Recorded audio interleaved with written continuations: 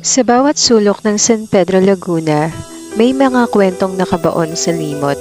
Noong panahon ng mga Espanyol, noong ang bayan ay kilala pa bilang San Pedro de Tunasan, ang buhay at kamatayan ay umiikot sa isang sentro, ang parokya ni San Pedro Apostol. Sa loob ng mahabang panahon, ang mga yumao ay inilalagak sa anino ng simbahan.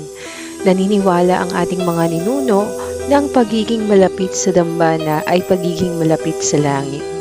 Ngunit sa paglipas ng mga taon, ang tradisyong ito ay kinailangang magbago. Pagdating ng ika-20 siglo sa ilalim ng pamumuno ng mga Amerikano, nagdala sila ng mga bagong batas, hindi lamang sa gobyerno, kundi maging sa kalusugan. Dahil sa banta ng sakit at sa mabilis na pagdami ng mga residente, ipinag-utos ang paglilipat ng mga libingan. Hindi na sapat ang maliit na espasyo sa paligid ng parokya.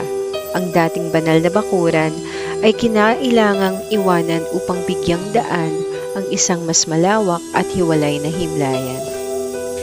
Dito isinilang ang San Pedro Public Cemetery, matatagpuan sa isang lugar na nooy liblib, ngunit ngayon ay naging sentro na rin ng sibilisasyon.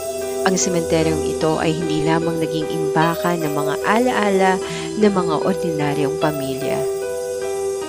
Ngayon, ang sementeryo ng San Pedro ay higit pa sa isang pampublikong pasilidad. Ito ay isang saksi sa pag-unlad ng ating bayan mula sa ilalim ng kampana ng simbahan hanggang sa malawak na lupang ito sa gitna ng lungsod. Nananatili itong paalala na sa likod ng bawat pangalang nakauhit sa bato, may isang kwentong hindi kailanman mabubura.